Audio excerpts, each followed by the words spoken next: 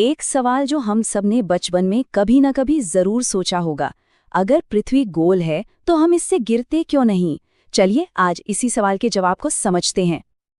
ये सवाल तो दिमाग में आता ही है ना, कि भाई अगर हमारी पृथ्वी एक बड़ी सी घूमती हुई गेंद जैसी है, तो फिर जो लोग ग्लोब पर दूसरी तरफ हैं, जैसे ऑस्ट्रेलिया में, जो हमारे हिसाब से तो नीचे हुए, वो सब गिर क्यों नहीं जाते?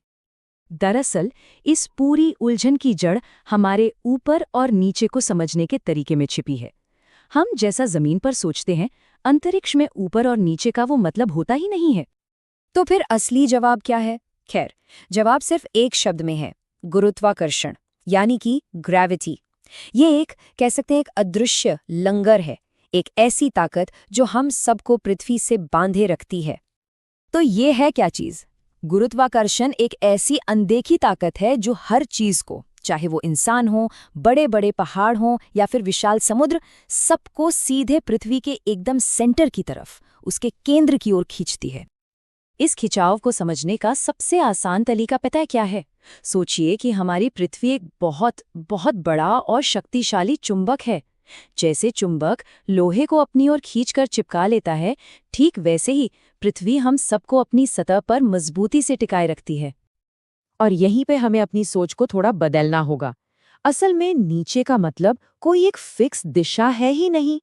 कोई भी इंसान पृथ्वी पर कहीं भी खड़ा हो, उसके लिए नीचे का मतलब हमेशा एक ही होगा, पृथ्वी का केंद्र। ये दिशा की एक बिल्कुल नई परिभाषा है। अच्छा, अब उस चुंबक वाले उदाहरण को जरा और करीब से देखते हैं। मान लीजिए एक बड़ी सी गेंद है और उस पर चारों तरफ छोटे छोटे चुंबक चिपका दिए गए हैं। अब अगर इस गेंद को किसी भी दिशा में घुमाया जाए तो भी ये चुंबक अपनी जगह पर ही रहेंगे, गिरेंगे नहीं। क्यों?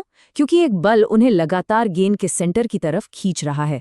हमारी पृथ्वी भी बिल्कुल ऐसे ही काम करती है। तो चलिए अब उस ऑस्ट्रेलिया वाले सवाल पर वापस आते हैं। वहां के लोगों के लिए भी नीचे का मतलब वही है जो हमारे लिए है, पृथ्वी का केंद्र।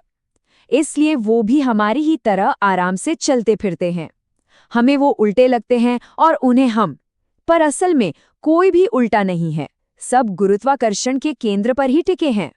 तो गुरुत्वाकर्षण सिर्फ हमें जमीन पर ही नहीं रखता, इसका काम इससे कहीं ज्यादा बड़ा है। यह सिर्फ सेब को पेड़ से नीचे गिराने वाली ताकत नहीं है, बल्कि ये वो ताकत है जो ग्रहों को उनकी कक्षा में, उनके रास्ते पर बनाए रखती है। असल में ये पूरे ब्रह्मांड को चलाने वाली एक मुख्य शक्ति है। इस जबरदस्त शक्ति को सबसे पहले सर आइजैक न्यूटन ने समझाया था।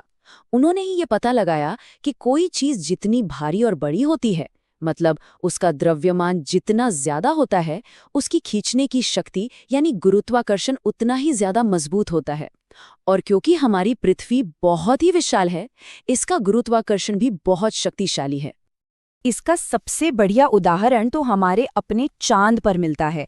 चांद जो है वो पृथ्वी से बहुत छोटा और हल्का है, इसलिए वहां गुरुत्वाकर्षण भी पृथ्वी के मुकाबले लगभग 6 गुना कम है। तभी तो हम तस्वीरों में एस्ट्रोनॉट्स को चांद पर ऐसे उछलते हुए देखते हैं, जैसे सब कुछ स्लो मोशन में चल रहा हो। ये चार्ट देखिए, इससे बात और भी साफ हो जाती है।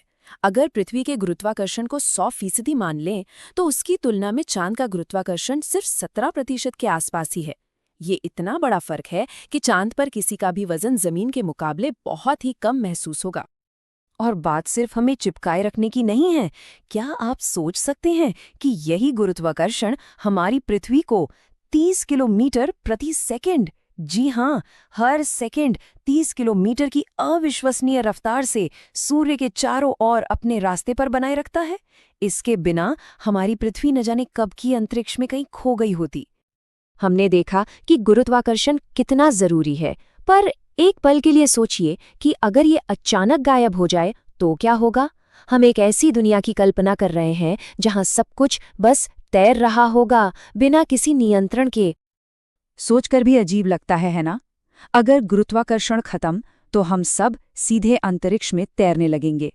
समुद्र का सारा पानी भाप बनकर उड़ जाएगा, हवा बिखर जाएगी, इमारतें अपनी नींव से उखड़ जाएंगी, यहाँ तक कि हमारा पूरा का पूरा सौरमंडल ही ढह जाएगा, मतलब पूरी तरह से तबाही। तो चलिए आज की सारी बातचीत को 3 जरूरी बातों में समेटते हैं। पहली और सबसे जरूरी बात जो याद रखनी है वो ये है कि गुरुत्वाकर्षण हर चीज को पृथ्वी के सेंटर की तरफ खींचता है। दूसरी बात, नीचे की कोई एक तय दिशा नहीं होती। पृथ्वी पर हर किसी के लिए नीचे का मतलब सिर्फ एक है, ग्रह के केंद्र की ओर। और तीसरा और सबसे आसान तरीका इसे याद रखने का, हमारी पृथ्वी एक विशाल अदृश्य चुंबक है जो न सिर्फ हमें बल्कि हमारे पूरे जीवन को अपनी सतह पर सुरक्षित तरीके से थामे हुए है। और जाते जाते एक सवाल छोड़ जाता हूँ, अगर गुरुत्वाकर्षण सच में अचानक गायब हो जाए तो हमारे आसपास होने वाली सबसे पहली चीज क्या होगी? इस पर जरूर सोचिएगा।